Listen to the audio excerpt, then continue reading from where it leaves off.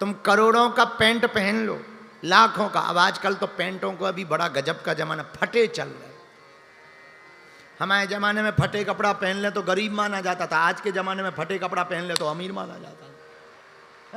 हम तो कई बार बड़े हंसने लगते हैं। हम एक दिन भगवान से कह रहे थे कि हम इससे अच्छा इस जन्म में हमें इस जमाने में जन्म दिया होता, उस जमाने में जन्म दिया था कि फटे कपड़ा पहन लो तो गरीब मानते थे, आजकल फटे कपड़ा पहन लेते हैं तो अमीर मानते हैं। तो बड़ी हालत खराब है। और कुछ लड़के तो लौंडे ही हैं, कुछ लड़के तो इतने गजब के होते हैं कि नया पैंट लेकर के फाड़ते। हाँ, हम पूछते हैं उनसे ये क्या है, अरे बोले आजकल ट्रेंडिंग है, बड़ा गजब का ट्रेंडिंग है। तो बड़ी हंसी आती है। ऐसे ऐसे भी लोग हैं। तो आजकल विचित्र जमाना आ गया। हम आपसे यही कहना चाहते हैं मेरे पागलों,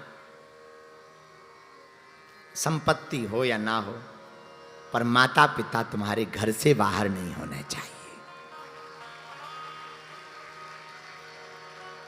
अमीर वो नहीं है जिनके मकान बड़े हैं, जिनके घर बॉडीगार्ड लगे हैं, या काम वाले लगे हैं, या काम वाली बाई लगी हुई है। अमीर तो वो हैं जिनके माता पिता दरवाजे पर बैठकर खिलखिलाकर हंसते हैं। तो हम आपको कहना ये चाह रहे, ये जिंदगी है, इसका नाम जिंदगी है, जिसमें मुस्कुराहट है, जिसमें हंसी है, जिसमें खुशी है, जिसमें कुछ ना होते हुए भी बहुत कुछ है। महाराज ये कैसे संभव होगा? कितनी पागलों जैसी बातें करते। भगवान अपने तो हैं, और जब भगवान अपने हैं तो उन्होंने पूरी दुनिया बनाई, और वो दुनिया का मालिक अपना है। इससे बड़ी खुशी क्या हो सकती है? बाकी संतुष्टि तो अमीरों को भी नहीं है, वो भी टेंशन में ही है। तो सबसे बड़ी संतुष्टि है कि भगवान हमारे हैं, हम भगवान के हैं। तो भगवान मिलेंगे कब? जब भक्ति आएगी। भक्ति कब आएगी? जब संतों के साथ बैठेंगे। पर अब प्रश्न उठता है कि संत कहाँ मिलेंगे, पहचान कैसे करें कि ये संत? तो संतों की भी पहचान सरल है, पहले भी बताई फिर बताते हैं। जो अपनी पूजा करवाए वो संत नहीं है, जो तुम्हारी बाहें पकड़कर भगवान की पूजा करवाए उसे संत कहा जाएगा। अब प्रश्न है कि ऐसे संत खोजें कहाँ? वो खोजने से नहीं मिलते हैं, वो तो श्रद्धा उत्पन्न तुम कर लो, अपने आप तुम्हारी नजर में आ जाएंगे। एक बात और पूछो। क्या? जोर से पूछो, और जोर से पूछो। तुम अगर संत के पास जाओगे तो तुम्हें एक फ्री में और मिलेंगे। पूछो कौन? साधु संत के तुम रखवारे, असुर निकंदन राम दुलारे। अगर तुम संत के पास जाओगे तो तुम्हें हनुमंत मिलेंगे, और हनुमंत अगर मिल जाएंगे तो भगवंत तो प्राप्त हो ही जाएंगे। हाँ, संत के पास जाने से हनुमंत मिलना पक्का है, और हनुमंत के मिलने से भगवंत का मिलना पक्का है। गारंटी है, वो तो प्रोटोकॉल है। प्रोटोकॉल तो होता ही होता है भाई। कोई भी फाइल आपको पास करवानी है तो पहले तहसील ले जानी पड़ेगी, फिर एसडीएम के पास जाएगी, फिर कलेक्टर के पास जाएगी, फिर हस्ताक्षर होंगे। पर फाइल बड़ी हो तो फिर वो जाएगी राजधानी, तब जा करके उसमें मुख्यमंत्री के साइन होंगे, मंत्रिमंडल में पास होगी, तब तुम्हें मिलेगी। वो प्रोटोकॉल है, प्रोटोकॉल के तहत ही मिलेंगे। वैसे ही भगवान का भी एक प्रोटोकॉल है। तुम पहले संत के चरण पकड़ो। और भागवत की एक बात हमें बहुत अच्छी लगती, गज और ग्राह की कथा। आहा, भागवत में एक कथा आती है गज की और ग्राह की। हाथी पानी में गया और पानी में पैर मगरमच्छ ने पकड़ लिया। हाथी को लगा हम तो बलवान हैं, हमारा क्या बिगाड़ेगा हलवा, हम तो ताकतवर हैं, ताकतवर होगा कोई छोटी मोटी मछली होगी देख लेंगे। पर हाथी ये भूल गया कि जल के जीव को जल में बहुत ताकत होती है, और थल के जीव को जल में ताकत नहीं होती। तो हाथी हारने लगा, मगरमच्छ गहरे जल में खींचने लगा। मगर ने पैर पकड़ लिया। अच्छा, ये मगर है बड़ा खतरनाक, सबका पैर इस मगर ने पकड़ ही रखा है। हनुमान जी का पैर भी मगर ने पकड़ा था, हाथी का पैर भी लो आज कथा में मगर ने पकड़ लिया, और तुम लोगों का पैर भी मगर ही पकड़े। अगर पूछा जाए बंबई वालों से, क्यों बागेश्वर वाले गुरुजी 7 दिन तक बंबई में रहे, तुम नहीं गए? अरे बोले जाना तो था मगर। कुछ लोग तो ऐसा भी कहते हम पहुंच गए थे मगर, कुछ लोग तो कहते हैं कि हम तो पंडाल में भी पहुंच गए थे मगर। अब देखो तुम्हारा भी पैर पकड़ लिया मगर। ये मगर बड़ा खतरनाक है। हाथी के पैर को मगर ने पकड़ लिया। कहां जा रहे हो? इधर आओ। अंदर आए। अब हाथी अपने परिवार की तरफ देखने लगा, भाई हम डूब रहे हैं, बचाओ। तो हाथी की हथनी, बच्चे, सूंड दें, पर नहीं निकल पाया। जब शाम हो गई तो पत्नी जाने लगी, बच्चे जाने लगे। तो हाथी ने पूछा कहाँ जा रही हो? हथनी बोली अब कहाँ जाएं, घर जा रहे हैं। तो हाथी बोला हम यहाँ लड़ रहे हैं, मर रहे हैं, तुम घर जा रही हो? हथनी बोली महाराज अब तुम्हारा तो पक्का है कि भरोसा नहीं है कि निकलोगे कि नहीं, तुम्हारे चक्कर में हम क्यों भूखे मारे जाएं।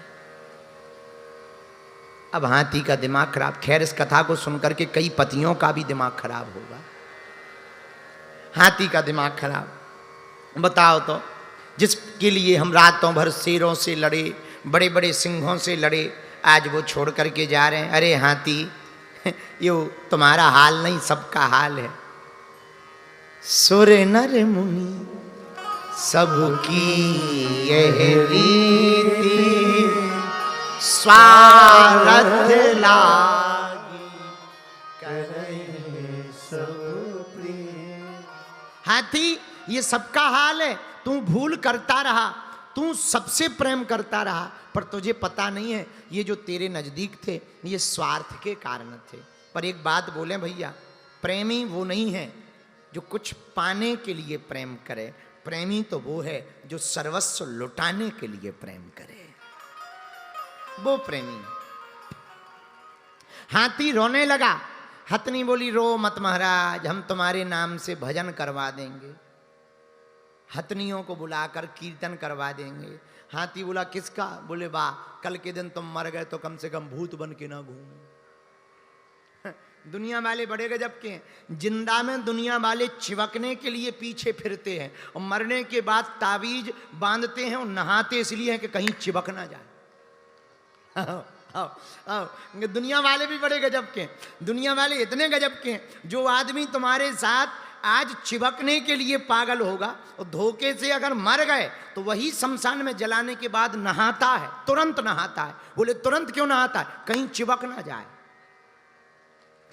ये दुनिया वाले बड़े गजब हैं, इनकी नीति रीति बड़ी विचित्र है। तो हाथी की हथनी बोली हम जा रहे हैं। हाथी की आंखों में आंसू आ गए, कोई अपना नहीं है, रोने लगा हाथी। अब संसार तो अपना बचा नहीं, जगत तो अपना बचा नहीं, क्या जगदीश है? पुकार करने लगा, आर्तनाद स्वर में रोने लगा हाथी, आंखों में आंसू भर के। हे गोविंद कृपा करो। हरि जी हरि जी हरि जी, तुम बिन कौन हमारे, कौन हमारो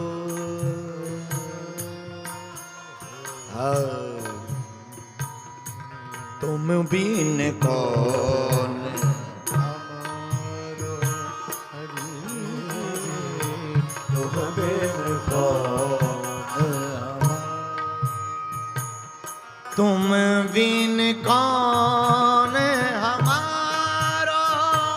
हरि जी तुम बिन कौन हमारो, प्रभु जी तुम बिन कौन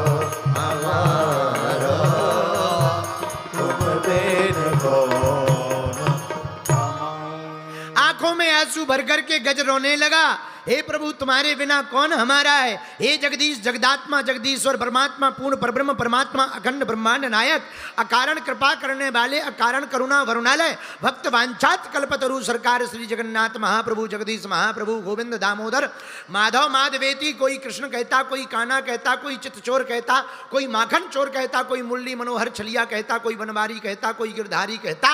हे नटवर नागर नंदा, हे कृष्ण कन्हैया गोपाल कान्हा मुरारी, आपके बिना कौन इस संसार में हमारा है। आकर के हमारी रक्षा करो, रक्षा करो, रक्षा करो। और आंखों में आंसू भर करके रोने लगा। भगवान ने सोचा नहीं जाएंगे तो बुरा हो जाएगा, डूब जाएगा भगन। और देखो बुरा ना मानना मेरे पागलों, वो डूब जाते हैं जिन्हें खुद पर गुमान होता है, और वो डूबते डूबते भी तैर कर पार हो जाते हैं जिन पर तू मेहरबान होता है।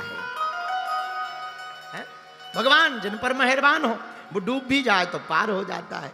आहा, गज को बचाने के लिए गोविंद आए, अपने गरुड़ पर बैठ करके गोविंद आए। ऊपर से देखा कि हाथी डूब ना जाए तो ऊपर से ही चक्र सुदर्शन छोड़ दिया। मगरमच्छ का सिर कट गया, हाथी बच गया, कमल का पुष्प सूंड में लिए हुए भगवान के पास चढ़ा दिया। पर लोगों ने भगवान से पूछा आप आए किसके लिए। भगवान बोले गज को बचाने के लिए। बुलाया किसने? गज ने। स्तुति किसने की? गज ने। प्रार्थना किसने की? गज ने। आर्तनाद किसने किया? गज ने। रक्षा किसकी करनी थी? बोले गज की। फिर लोगों ने कहा वाह, बचाने गज को आए, पुकारा गज ने, स्तुति गज ने की, प्रार्थना गज ने की, रक्षा करने गज की आए, पर सबसे पहले उद्धार आपने मगरमच्छ का क्यों किया? अगर गज का ही गज के लिए आए थे तो फर्स्ट नंबर गज को देना चाहिए, दूसरे नंबर पे गज को डाल दिया, पहले नंबर पे कल्याण मगरमच्छ का कर दिया। ये बात समझ में नहीं आई हमारी। तब भगवान ने बड़ा गजब का जवाब दिया जो हम तुमसे कहना चाह रहे। भगवान का जवाब ये है, देखो भाई, जो हमारा भगत है उसका तो उद्धार होना ही है, पर जो हमारे भक्त के चरणों को पकड़ लेता है उसका हम पहले उद्धार कर देते हैं। हाँ, कोई हमारे भक्त के चरण पकड़ ले उसका हम पहले उद्धार कर देते हैं। और क्या गजब का जवाब भगवान का, कितनी अद्भुत बात है। मेरे पागलों, यही तो हम तुम्हें बताना चाहते हैं। हम भक्त ना बन पाए तो क्या हुआ, किसी भगवत भक्त के चरणों को पकड़ लें तो उद्धार हो जाएगा। अब हमारी नजर में तो एक ही भगवत भक्त हैं, राम रसायन तुम्हारे राम रसायन पासा, राम रसायन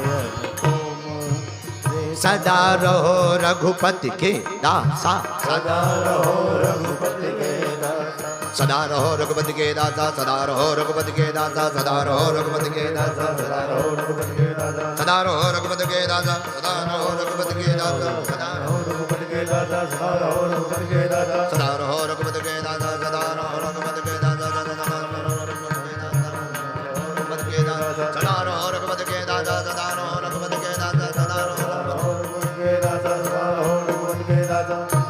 राम रसायन तुम्हारे पास, राम रसायन तुम्हारे पास। गाइए, राम रसायन तुम्हारे पास, राम रसायन तुम्हारे पास, सदा रहो रघु पति के दासा, दासा, दासा, सदा रहो। तो हम भक्त ना बन पाए तो कोई बुरी बात नहीं है, एक काम करें। बोले क्या? जो भगत हैं उनके चरणों को पकड़ लें, उस भक्त के चरण पकड़ लेंगे तो कभी भक्त पर कृपा होगी तो हम पर भी कृपा हो जाएगी। किसी ने हमसे पूछा कि भक्ति कैसे जीवन में आ सकती है। भाई भक्ति तो ऐसे ही आ सकती है कि किसी के पास हो, उसको देख करके ही प्रकट हो सकती है। भाई कई बच्चे ऐसे होते हैं गाना सीखते नहीं है पर पिताजी का गाते हुए देखकर सीख जाते हैं। कई बच्चे ऐसे तबला बजाता हुआ देख करके सीख जाते, जैसे बीड़ी पीने वाले, 4-5 लोग बीड़ी पीने वाले बार बार मित्र रहे, वो बढ़िया फूंक लगावे, तो कुछ लोग जो बगल में बैठते हैं वो पहले धुआं पिएंगे, आहा, और फिर धीरे धीरे जरा ले आओ टुकड़िया, फिर टुकड़िया पिएंगे, फिर इसके बाद में फिर बीड़ी पीने लगते हैं, फिर बिंडल ही डाल के चलने लगते हैं। तो वो तो साथ का खेल है, संग में रहेंगे धीरे धीरे सीख जाएंगे। जैसी संगत होती है वैसी रंगत हो। तुम बॉडी बिल्डर वालों के साथ रहने लगो तो तुम्हें धीरे धीरे आदत हो जाएगी, अब ये नहीं खाना है, अब ज़्यादा नमक नहीं खाना है, अब ज़्यादा शक्कर नहीं खानी है, फैट बढ़ जाएगा, ये हो जाएगा, वो हो जाएगा। जैसों के साथ रहोगे वैसे ही होने लगता है, वैसी आदत आने लगती है। तो अब हमें रहना किसके साथ है? हमने एक दिन और कहा था, मुंबई के पागलों, तुम अपने बच्चों की संगत पर ध्यान दो। तुम्हारे बच्चे किसके साथ रहते हैं? अगर होटल या बोतल वालों के साथ रहेंगे तो वो थिएटर में जाकर के पिक्चर देखेंगे, अगर भगवान के भक्त के साथ रहेंगे तो मंदिर में जाकर के कीर्तन करेंगे। तुम्हारी बेटी या बेटा किसके साथ रहता है, ये तुम्हारा गौर करने का तरीका होना चाहिए। अभिभावकों की जिम्मेवारी है, माता पिता की जिम्मेवारी, तुम्हारे बच्चे किसके साथ हैं। बच्चे अगर बोतल वालों के साथ रहेंगे तो होटल में मिलेंगे, और होटल में करेंगे क्या, बोतल खोलेंगे। और अगर भगवान के भक्त के साथ रहेंगे तो कहाँ मिलेंगे? वृंदावन जाने को जी चाहता है, राधे राधे गाने को जी चाहता